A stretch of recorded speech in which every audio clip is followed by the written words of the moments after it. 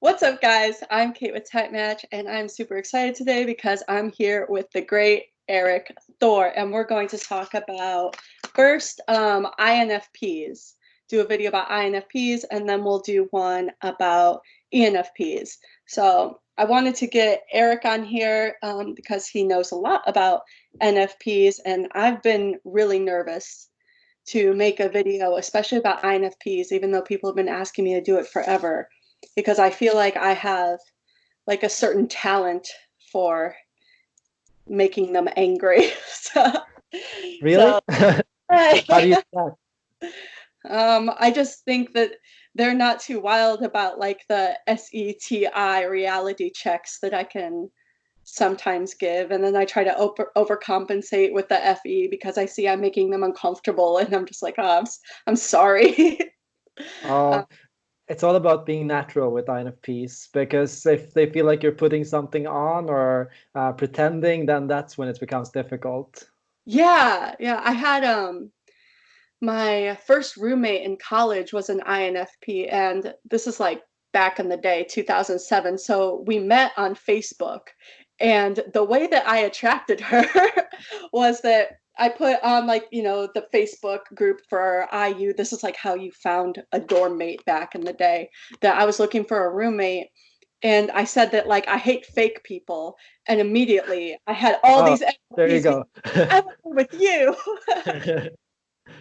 Yeah. Well, So it makes a lot of sense. But now, like, knowing that, it's like, oh, I have to, like, trying to uphold that around them. I don't know. I think I overthink it. yeah, and that roommate experience is always difficult. So I'm sure Mhm. that cooperation together was also difficult. Well, I think it was different because we were so young, and we were both very naive and immature to the world. But it started out like, our it was great. Like, we worked well together as roommates, but then like it seems like through the years we've kind of more gone our separate ways. Um, Even though we still like and admire each other. But yeah, I don't know. My relationship to INFPs has always been probably one of the best to any type. I think INTJs have always had the number one spot in friendship, with INFPs coming close second in my personal history. I think INFPs have gotten along really well with me because we are both very calm and relaxing. Like Mhm. usually our interactions are very harmonious and conflict free. So I can always have them around me and not feel drained or taxed in any way. Yeah. I just did a poll on my Instagram page, and it was like, what types do you find most attractive? And I want to say that INFPs had like INTJ and INFJ way at the top. Do I have it? I could pull it up. Yeah. Okay. Oh, they also said ENFJ, ENTP, and ENFP. So with ENFJ was number one, and then ENTP and ENFP, maybe like really enjoying that NE to NE interaction and being energized by that. They should not underestimate the ENTJs either. I know, I think so too. ENTJ got number five. Um, It's not bad. yeah, but I think that that's a really strong relationship with a lot of potential. Um, what do you think? I think ENTJs and INFPs have some of the best conversations, like the most intuitive conversations. I think it's the most easy for an INFP to really use intuition around an ENTJ because that's when you can go the most crazy with ideas and really come together and build something. Yeah, and I think ENTJs really like NE in the parent role as well. And they can appreciate and look up to the FI of the INFP. It's always like, the inferior looking up to the hero, and they have that in common. So yeah, I think that's a good relationship. Yeah. But people could put in this poll multiple types that they're attracted to. But one thing that like I'm uncertain about in regards to these polls is like, okay, I understand a lot of people are mistyped, and this is also relying on their ability to type others. so people can have this idea that they're attracted to one type when if you actually put them in a room, let's see like who they actually are drawn to. I'd love Yeah. to see that, like who comes together. That would be an interesting study. What I've found when I've done personality tests is INFPs are the personality type that are the most likely to type themselves correctly. So Really? among the Oh, INFPs that okay. know they are INFPs, most Yeah. of those people are correct in what they think. Where other types like INFJs and so on are a bit struggle a lot more with their own identity. INFPs tend to know themselves a lot better. And that's because of FI Hero knowing itself? I think so. I think studying yourself and thinking about and reflecting yourself, even it pays off. I mean, even if you as an INFP feel that you doubt yourself a lot, and even if you have a tendency to go, maybe I'm this or type or that type, most of the time you have a pretty good idea because you doubt yourself and because you're able to see different perspectives of yourself. You have a pretty good idea of yourself. Okay. That's really interesting. Do you find that sensors often have themselves typed correctly, like people who come to you and say like, I don't know how many you talk to, or like I'm an ESTJ, and they're right, or I wouldn't say sensors on average, but I would probably say ISFPs would know themselves really well as well. yeah. Okay. That I makes could sense. see a lot of ESTJs struggle on the other polar end of not knowing Mhm. themselves very well. I could see ESTJs putting themselves into whatever societal ideal or whatever role that they think they should have to be successful. Yeah. Okay. I guess my thinking behind that was if you've recognized your type that doesn't have sort of prestige in the community, then you're likely to be more objective in your That's true. I think if you everybody can wants to overcome the be. stereotypes, the negative Yeah. stereotypes about your type, and if you have a type that is very biased in a negative way, I think that's also definitely a plus. Yeah. Yeah. Okay. Anyway, we're not talking. I'm not talking about NFPs, and that's what I'm supposed to be talking about. Okay. So, um, do you think that you, as an INFJ, are drawn to INFPs? I think so. I think so. I Yeah. think I find them very easy to be around, and so I find that I have a difficulties being around most people because most people become draining Yeah. after a while to me. Hmm. But INFPs are some of the most relaxing and reassuring as friends and also as close friends. So as people you can always have around you and talk to and online or in real life. Uh, Connect with without Yeah. feeling drained or without feeling imposed on or uh, also like I feel with INFPs are very very mindful of my needs as well, so it's unlikely where I often find myself pouring myself into other people and their needs and what they want. I find INFPs are pretty good at caring for themselves and their own needs, and so I don't feel like I have to constantly take care of them in a sense, and that's also Okay. very uh, liberating. Yeah. How do they do that? How do I they take think care of their own needs? I think uh, I think with kindness, kindness is something that can be easily manipulated. So it can be that people notice that you will do things for them if you act angry or sad or so on. But I don't see INFPs do that. I don't see INFPs pull on your emotions in a sense deliberately in order to get you to do something. If they need something, they'll be honest about it, but they won't overreact it or over dramatize it in any way. I never see INFPs as dramatic. INFPs are usually quite laid back with their emotions and their feelings, and will usually hold most of their feelings to themselves. Mm, okay. Yeah, I think that must be like an incorrect stereotype. But I've never known an INFP to be dramatic either. Yeah. I think that people just see the FI and think, "Oh, they must be tumultuous." Um, Maybe inside, but yeah. not outside for sure, because INFPs are quite often mistyped as introverted thinking types because they can come off as cold. So at Mm, first glance, they can seem like they don't care about anyone or anything. But when you get to know them and you get them to open up, of course, you notice that, yeah, okay, there's actually a lot of feelings behind there. yeah. Mostly what you see is they are sensitive. They're Hmm. not emotional, but they're sensitive. So they respond strongly to cruelty and injustice in the world, and uh, yeah, toxic behavior in groups and from other people, or yeah, corruption at work, or things that just hit their values in a negative way. That's when you notice they're sensitive. They pick up on these things, and they care about these things that most people will be like, oh yeah, Yeah. whatever. The INFPs see now that this is not right. Yeah. Yeah. That makes a lot of sense. Um, how would this is going on a different topic. How do you know if an INFP likes you?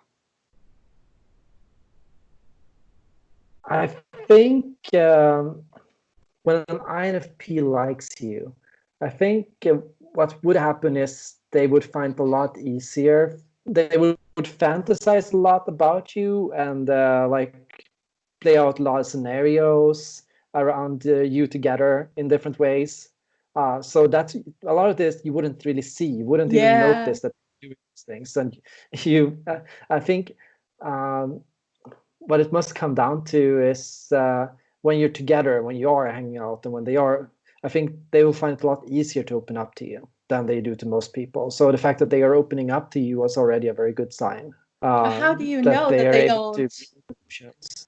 How do you know that they don't do this with everybody? Like if you don't really know them, I you think know? you know that they don't do it with everybody because they're never going to do it on day one. I think most INFPs on day one that they meet somebody will be a bit more reserved. So you'll know immediately that this is not a person who is going to be generous with their feelings or what they're thinking. They might be polite, they might be nice, but they're not going to be like outwardly open with themselves around you. So that I think will come later. I think ENFJs have that issue more, that ENFJs are nice to almost everyone. So the question with ENFJs is, are they really genuinely nice with me? With INFPs, when they are nice to you, really nice to you, like really Yeah. putting an effort into you, that's when you know that this person really cares. Okay.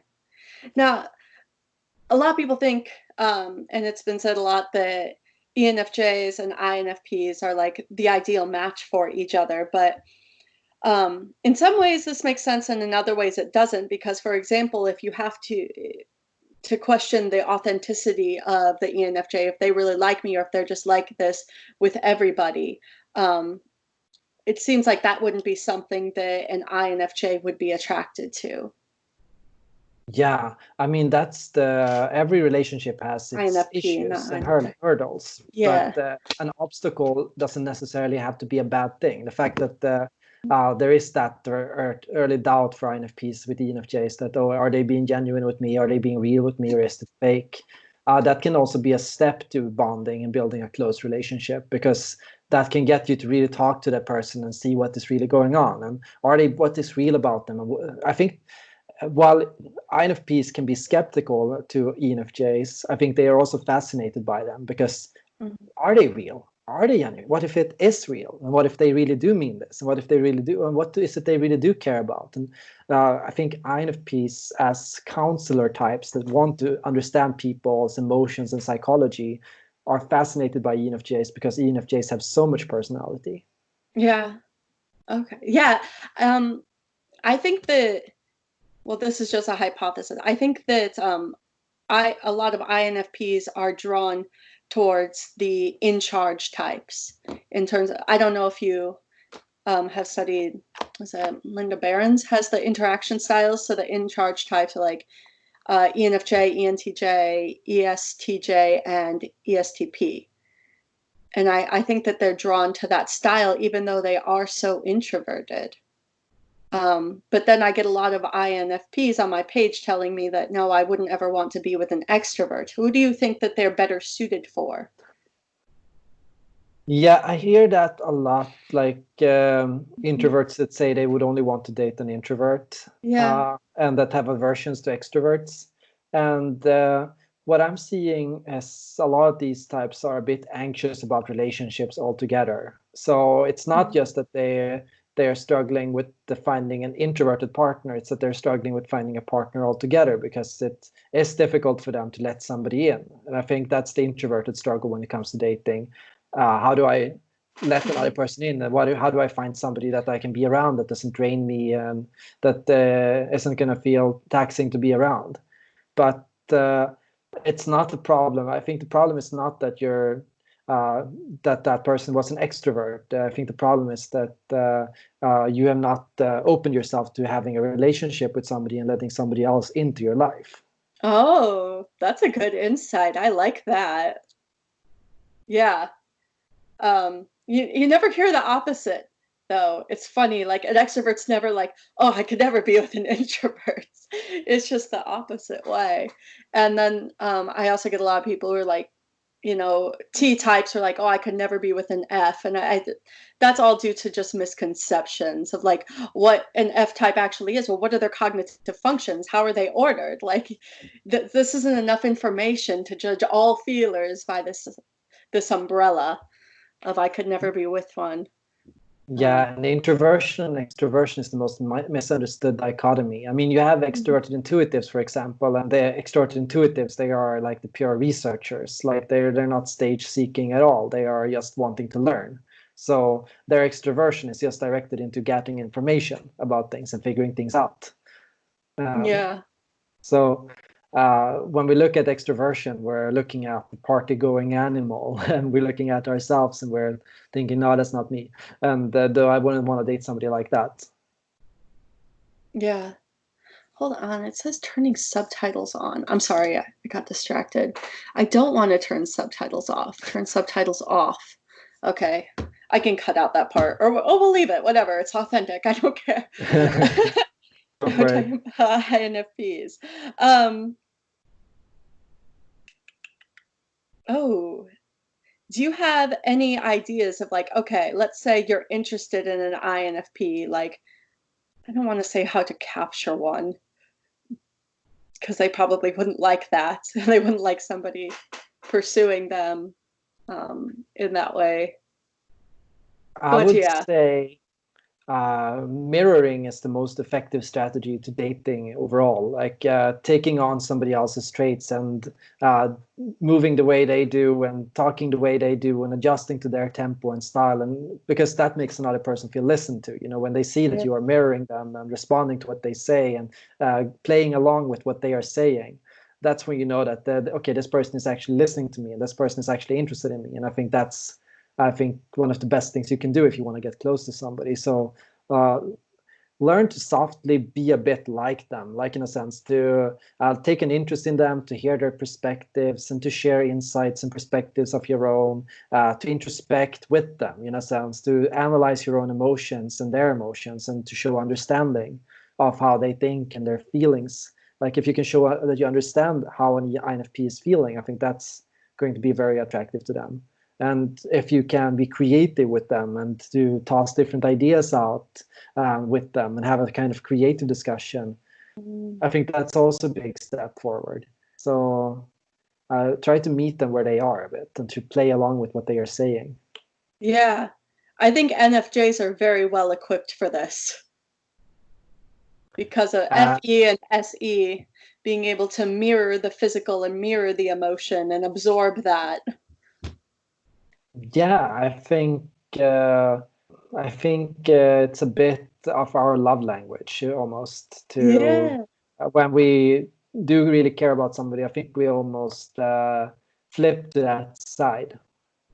Mm-hmm. We become a bit more vulnerable with ourselves. Yeah, the video is like cutting out on your side. Does it look okay for you? Yeah, it's looking fine for me. Okay. I see you're completely in it. Okay, hopefully it, like the last video I did, I had trouble with. Okay, anyways, sorry about that. Ooh, this is an interesting question. So right now, do you know who Benjamin is? He's got a YouTube channel. Benjamin Sadik? Yeah, yeah. He's really into the objective personality system and building his own understanding based upon like those building blocks. Yeah. And we've been working together to refine the algorithm and basically break it down into 4 components, which are communication, passion, life tasks, and companionship. I like those words. Yeah. I think it's going to be I think it's going to be highly controversial because you have to decide what it is in the relationship that you're looking for, but people will look at that and be like, no, I have very good communication with this type. It's always going to be controversial when you're talking about somebody's relationships and somebody's identity. But I would just like to get your quick take on these 4. Like, who do you think has the best communication with an INFP? Okay, so you divide it into communication, life Life tasks, life or tasks, yeah. and what was the other 2? Companionship and And finally, passion. passion. So you think some types have more passion with an INFP, and some types have more companionship with an INFP, and some have more shared life tasks, and finally Hmm. that some types have more communication. Yeah, like life task, you can work together easily, and you're not going to want to be doing the same things, because everything in the house, you're running a household together. If you're planning on getting married or live together, it's the ultimate goal. So that I think is an important component of compatibility to consider. Okay, I think the type that has the best communication with an INFP is another INFP, because they Okay. will naturally get each other's thought process and be able to understand where the other person is coming from. It's easy, like when you hear an INFP talking as an INFP, I have that with INFJs, of course. It's like you know what they're saying because you taught the same thing they had before. Yeah, So you can really understand where they're coming from and understand why they use certain words, the nuances, and how they say things and their emotions. I So agree. I agree yeah, that like your type or like, an ENFP, very close, would have really good communication with INFP. I think I put up a post recently that was like, your functions are like the language you speak, and the order in which they're in is like the dialect. So if you're talking to INFPs to INFP, it's the same language, same dialect. It's like, yeah, I know exactly what you mean. yeah. um, So yeah, I agree. Who would have the worst communication with an INFP? An ESTJ, Yeah. I think so.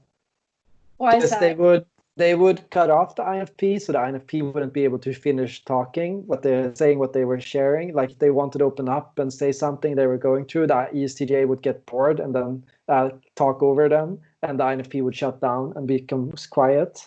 Uh, Yeah. in a sense. So it would be already there. It would be a barrier. And when the INFP talked about what was important to them, the ESTJ wouldn't get it. Like, why is that important to the story? That doesn't matter. Hmm. So there's. I'm not saying these types cannot get along well and cannot Right. even start dating, but No, I but am like saying communication. communication-wise, it's difficult. Yeah. Okay. Do you think that translates across the board that was it a duality would have the worst communication? I think that's true. Yes. Yeah. Okay. Cool.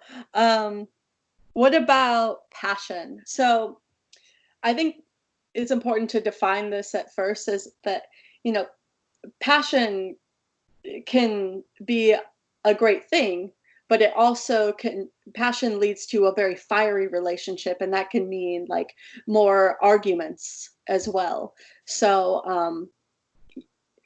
just because you don't have high passion score with somebody doesn't mean that you're not compatible. Maybe at this point in your life, you're not looking for the passion to be a main focus or to be that high. You want somebody that's more steady. So I want to make that clear because when I put it up there, I think it's going to really upset a lot of people. um, so who do you think would have the greatest passion with an I INFP? think an INFP would have the most passion with an ENFJ because what I said in the beginning, ENFJs and INFPs, they have a lot of boundaries in communication that can cause a lot of misunderstandings, causing potential for conflict. But they also have very similar values and interests. So there will be a constant desire to meet each other's interests and values and to live up to each other's ideal. And there will be high expectations from both sides. And but there would also be like a kind of conflict in that introversion versus extroversion and judging versus perceiving. Okay, I can agree with I that. think passion is really a mix of conflict and shared values. Oh, and shared values. Okay, would you explain? That's interesting. Because INFPs and ENFJs are both intuitives and both feelers, they share similar sets of values as idealists. But the fact that they approach them differently and have different methods to getting that done, there's a lot of conflict about how do we get there and how do we reach this ideal and what do we need to do in order to create this. Mm-hmm. That's where the conflict would be. Yeah. Who would have the least amount of passion with an INFP? An ISTP. Oh, really? Okay, why? First, we can flip the argument because an ENFJ is the opposite of an ISTP.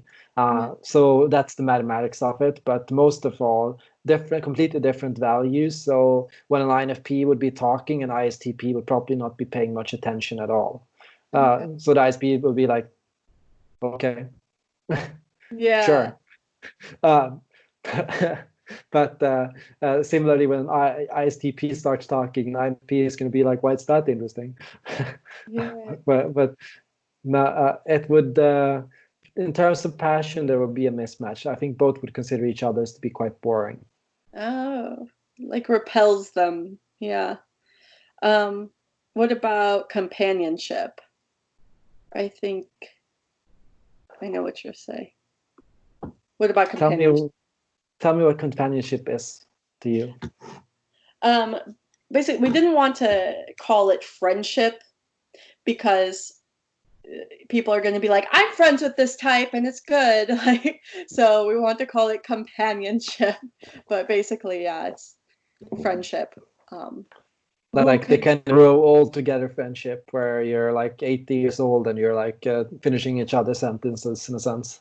I mean, yeah, companionship. You can be next to each other all day, just be living life together. Based on this video, I guess I would say INFJ. Okay, fair enough. Yeah. And what about life tasks? So life task, like doing chores around the house and managing the household together, or working together. If I couldn't say INFP again, I would probably say ENFP. Really, I disagree Tell with. I definitely wouldn't say like, oh, they do the best life task together as two INFPs because they're both going to want to neglect the same areas of their life. Like, so I think they need like an INTJ would be good for them as far as life tasks, or an ENTJ even better because an ENTJ is an in charge type, and INFP is behind the scenes type, and you can, without even understanding this, you can be like, okay, in charge and behind the scenes could work well together, and they're both going to want to solve different kinds of problems. You know what? I could be inclined to change to INTJ, but probably not ENTJ. Okay. INTJ to me would make sense because I have noticed that a lot of INFPs have gravitated to INTJs and vice versa. And I see that they both seem to have a high understanding of each other, which I think would qualify for being able to share your life with another person in the sense of being able to work towards something similar and do things in a similar way. I mean, I think an INFP plays very well with an ENTJ and can have a lot of passionate and enthusiastic conversations with them. But in the sense of consistently working together with something to achieve it and to get it done, I think an INTJ would come out on number one. Okay, I can agree with that. Yeah, I could see an ENTJ pushing a little bit too hard as well. Because when you first did life tasks and doing chores together and so, then immediately I went to ENFP, because then I thought, okay, INFPs and ENFPs can kind of bounce off each other's energy and to throw out ideas and kind of work through something together in that sense. So that would fit together. But it's true, they do things differently, very differently. Yeah. I just think it would be better with some different cognitive functions, because then they aren't, it brings in a different perspective. And I think having the same functions as far as like getting something done could cause you to miss things. Yeah, and having opposing kind of mission functions. If you say TJ or FP is like the mission functions, like the goal, what am I going to do? I think that can cause at least balance in terms of having a very rounded goal, or really rounded approach to work and to getting work done. I think INTJs are good at getting INFPs to get things done. Yeah, that makes sense. I can see that.